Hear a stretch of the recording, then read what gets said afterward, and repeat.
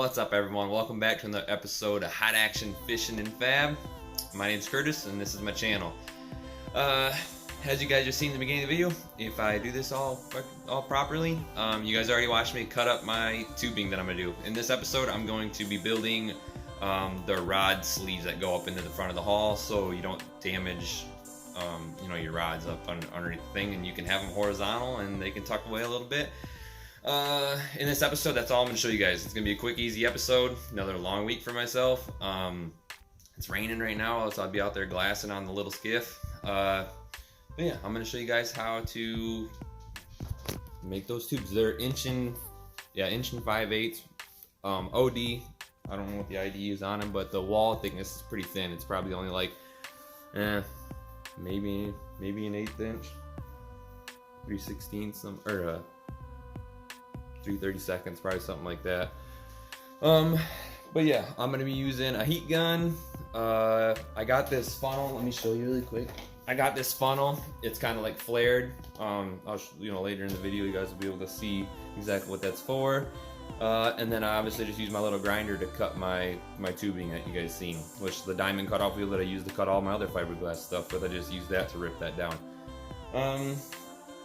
Yeah, so let's get on after the video. Thank you guys for watching again.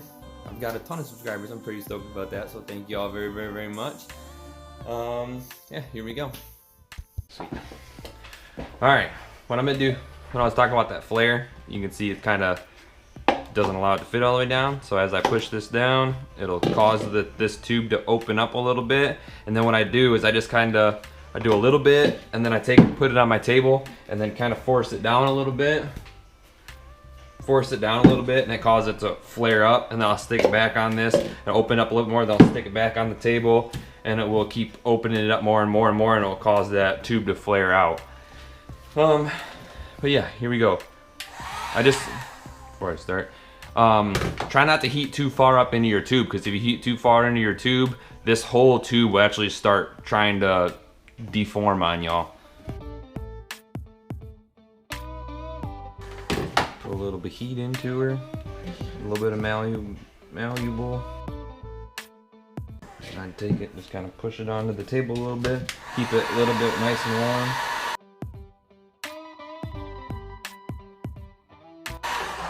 Push it back onto the tube.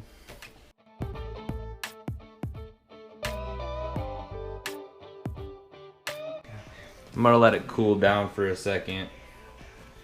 It's starting to get too warm up here. You can see when I push on it, it's causing it to crinkle a little bit up here. So I'm gonna let it cool down a little bit. I'm gonna go get a bucket of water. All right. Obviously, in this process, heat's your best friend, but also it can be your worst friend too. Yeah. Just as it's getting too warm and stuff like that, I'm kind of impatient and I want to keep working on this darn thing. I'll just put it in here into my little ice bath and kind of cool it down a little bit quicker that way. Alright, I'm going to start warming her back up again.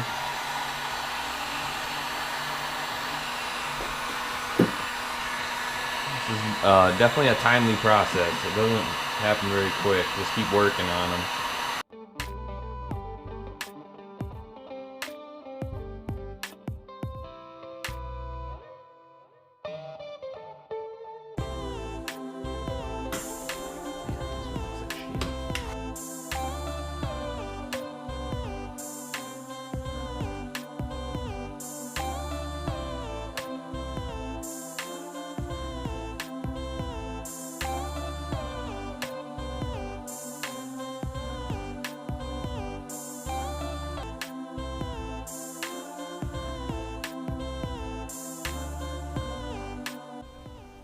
Kind of a little oblong, kind of crazy looking, but I think it'll do the trick. Now I did the same exact thing with my other skiff that I got outside, the one that I've been fishing out of. I built these for that as well. This is the same exact process I did. Besides, I didn't use this oil funnel. I used a seafoam can, and that thing was perfect. It did exactly what I wanted it to do. I don't have that seafoam cam anymore, so that's why I'm trying to use this, and that's a little bit more of a struggle. But if you guys know what seafoam is, it's an additive that you put in your fuel, and like the taper of the top of the bottle is perfect. This, I mean, as you can see, it did what it needed to do, but it's definitely not perfect, that's for sure. Yeah, this holds all your standard fishing rods, like your redfish rods, your snook rods. The only time that I have really any problem is when I take that back. I don't really have any problems. I'm able to shove all my big conventional gear down low in these rod holders, all my big heavy tarpon setups, all that stuff. So yeah, kind of ugly, but I'm gonna keep on going and do some more. And I cut, this is the side that I cut with my diamond cutoff wheel. Still a little dirty, I guess.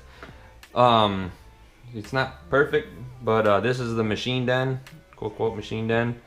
And it seems to be a little bit better of a cut. So I've been focusing on using this side for all of them. But here we go, on to the next one. Remember, just the heat, start out just heating the very end, the very tip of it. Don't try to get too far up in your tube.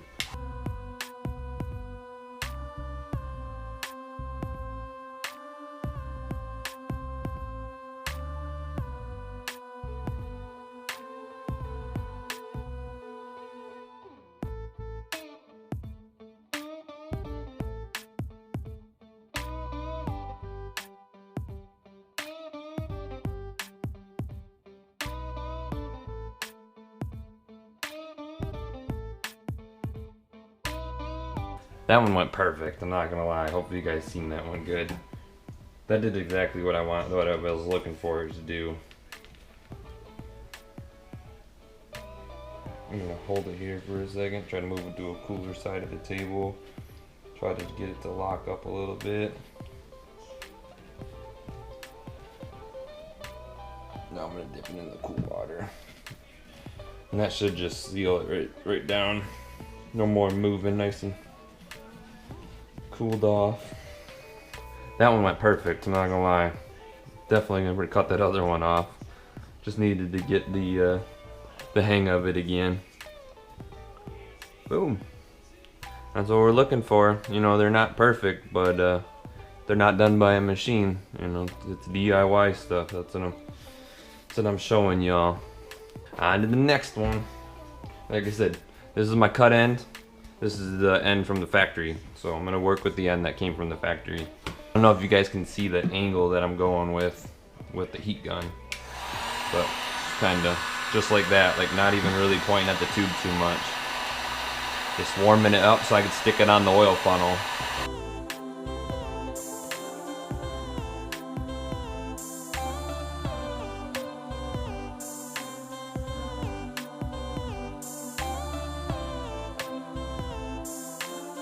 Yeah, just keep spinning it until it cools down enough where it holds form, so when you take it off it doesn't just go back to being straight.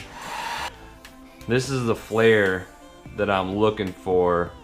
You guys can see it really good. That's the flare that I'm looking for, just to get it that close. And then I'm gonna stick it on my table.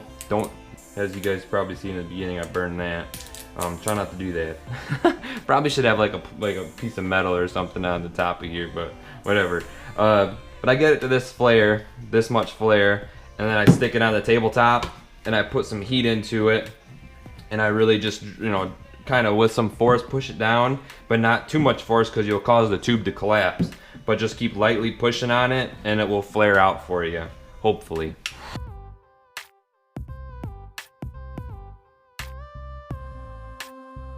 Once again, that's exactly what I'm looking for. That's perfect. I'm just hold it and just let it do its thing. Just kind of let it cook off for a minute, and just keep spinning it and hold your tube as straight up and down as possibly as you can, you know, perpendicular to the table, and it'll eventually start cooling down enough to where you can pick it up and put it in your ice bath.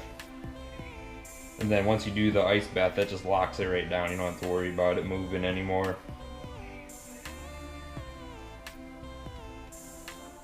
I'm just moving it around the table just to find the cooler spots on the table so it helps it cool down faster.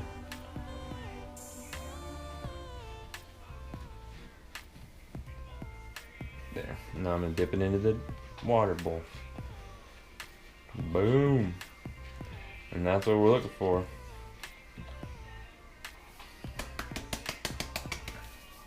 There's another perfect one. I'm really happy with that. Looks really sweet. One more and then I just gotta redo that other one.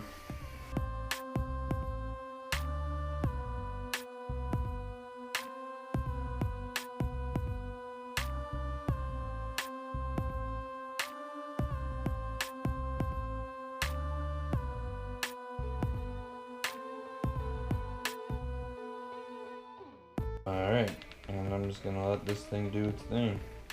Just let it cool down. Remember, it's about patience with this thing, and I usually don't have very much, but these are pretty fun to make. Just light heat, light pressure, you don't want to buckle your tube. And just do this right here, and then right there, that's pretty sweet. I'm gonna pull it up and dip it into the ice bath. There you go. That locks it in and ain't gonna move no more. Sound like a broken record, I'm sure. Alright, there it is. I'll probably end up just redoing that other one off camera. So, yeah, I'm really happy with those, the way those come out. Those last three came out perfect, in my opinion. And alright, here's the wrap up for this little video. Oh, you guys want to see how I film that over my shoulder? I got my dog kennel right there. I got one of my shark rods. Oh yeah, and then the freaking GoPro's hanging off the end. Work with what you got, I guess. I'm pretty well known for doing that. So hopefully you guys got some good footage. I haven't looked at it yet, but there you go. It's a really quick, simple video for you guys. Hopefully an effective video. Hope you guys, enjoy it. I learned. I'm sure there's more videos out there now, because by the time when I learned how to do that process, it was probably like, I don't know, 2 or 3 years ago when I first built my other boat. Built my first boat, and they had nothing for fishing beholders like that. But some kids on the internet, the video that I found, the reason why I found out how to do this, they were building speaker boxes, and they were I don't have no idea. I don't know nothing about speakers, anything like that, what exactly they were for. But they were using, they used like glass bowls, which is probably pretty sweet. But they almost look like they were, I don't know, they almost look like they were designed to flare those tubes. Unless they lucked out and found some pretty badass bottles there and glass stuff that, did what it needed to do. But yeah, so, shout out to those guys. I couldn't tell you what video it was, but yeah, hopefully, I'm bringing it over to the fishing world a little bit, I guess. I'm sure there's more videos out there now for it, but yeah, hope you guys enjoy that video. I know I'm gonna do a little bit of rambling here. Just a lot of you guys, thank you for leaving the comments saying that you guys don't mind if I do some rambling, because I'm pretty bad at it. But what I'm gonna do, I'm gonna give somebody a shout out really quick. I think his YouTube channel is James Curry Boat and Design or something like that. Boatworks and Design. Don't quote me on that one. The gentleman he's a pretty awesome dude. Leaves comments all the time. You'll be able to figure it out when you get down underneath there. But yeah, definitely go check out his YouTube channel. The dude's been doing it for I think he said 23 years. Definitely, in the little bit of YouTube videos that I've watched of him, I've learned absolutely a lot. Let's just put it that way. A ton out of his videos. Definitely give him some shout outs, because I know, I don't want to talk down or anything like that, but I know like Boatworks Today and stuff like that. Hopefully, James, you don't take offense to this or anything like that, because I don't. I love it when people are like, "Hey man, I freaking enjoy seeing you working in your backyard or doing crazy freaking making shit work with just what I have." Because that's we're not some people aren't fortunate quite yet. I'm still young. I'm working my way up there to have a big shop and stuff like that. At least I'm hoping to one day have a nice shop. But he's the same way. He works in his backyard and all that stuff, and he does absolutely beautiful work. He's done some pretty crazy stuff from, in my opinion. Like I would love to be able to build a hall one day, like 100% my own foam cord hall. And well, he did it, and he made a YouTube video about it, so you guys go check that out. But he just made a video because I'm on the fairing process of my little skiff. I'm working on fairing my boat out, and I absolutely hate it. It takes I should be better at it. If somebody paid me to do it, I'd probably be much better at it. But because it's my skiff, I definitely don't do the best of jobs with fairing stuff out. He has made some really nice videos, and I've been using fume silica wrong the whole time, the way he explained it to me. The way he mixes up his peanut butter, he uses way more chopped fibers than I do, and just a little bit of fume silica. The way I do it, I use a shit ton of fume silica and a little bit of chopped fibers compared to what he uses. And his putty, just the way he explained it, the way the fume silica works and stuff like that, makes way more sense than what I do. The way, I guess I never was really taught how to make peanut butter and using the fume silica stuff like that. It was one of those things where I just kind of went into the fiberglass shop, talked to the guys at the fiberglass shop. They kind of explained it to me what I needed to do to make peanut butter, and I kind of made my own way to do it. So it's pretty cool to see somebody actually, you know, I didn't really go out of my way, but I just watched, you know, to find other videos of how to make peanut butter. But watching his video, throughout one of his videos, he shows you how to make peanut butter. And then, not only that, I've always been scared to stay with Q-Cell. I never understood what exactly it was for. It always, at the fiberglass shop that I go to, they just have it in a box and it says above waterline. So I was like, why do I want to use some Q-Cell or some thickening resin if I can't use it, you know, below the waterline, if it's the same price, you know, or like there was like a little bit of a price difference between the Q-Cell and the fume silica. So I'd always just buy the fume silica. Well, turns out there's a huge reason why there's Q-Cell. I never asked. I probably should ask a lot more questions than what I do. I watch a bunch of videos, get it figured out, and then I kind of take what somebody says and what somebody else says, and I kind of make my own decision out of it and use it my own proper way. I don't know if that's, I don't know. That's how we all do work. I'm pretty sure that's pretty common. I've heard, but I'm kind of rambling now. I'm losing where I'm going. But big shout out to James Curry. Definitely go watch his stuff. He's a pretty awesome dude. Yeah, I'm gonna leave it there. Just go check out his channel. You guys will be really impressed with what he's got going on, because it's pretty badass. He's building a Johnson skiff just like mine, and he turned it into an 18-footer and put sponsons on the back of it. It's pretty badass. I'm not gonna lie. It's pretty cool. But yeah, I hope you guys are enjoying this skiff build. Right now it's been raining and freaking all kinds of other stuff and I got going on in life. You gotta love it. I try to fish as much as I possibly can. You know, that's what I do. I go to work every day and I get away by going fishing. So I try to fish as much as I can. So yeah, hopefully I can get some more of these. The weather will change. That's the main part lately, is the weather's been freaking killing me. When I do have time to finally get out, like it's like, oh, should I go fishing or should I work on this little skiff? And then I'm like, damn, I should probably work on the skiff. But the weather's perfect to go fishing. So most time I end up going fishing, which I got to get back into making more fishing videos for y'all. Hope to the individuals that subscribe to my channel for the fishing videos. I thank you very much, because that's what I really enjoy doing, is fishing as much as I possibly can. Yeah, but I'm not going to install these. Obviously, this is getting crazy again. I'm not gonna install these in this video, because I got a ton of stuff I got to do on the boat as well before I punch the holes and get these things installed. I'm gonna add, you know, obviously where the rods slide into the front bulkhead and go underneath the front deck. I'll need a place to support my rod's butts on the back of the boat. So I'm going to add those in. I'm going to have to do a little bit of thickening the side of the hull. I'm probably going to bond a piece of Coosa in, because Coosa's got thread retention, and I'll be able to bolt some actual rod holder in the back of the skiff. So you guys will see when we get there. All right. Those are my lips, by the way. Yeah, so I got those done up.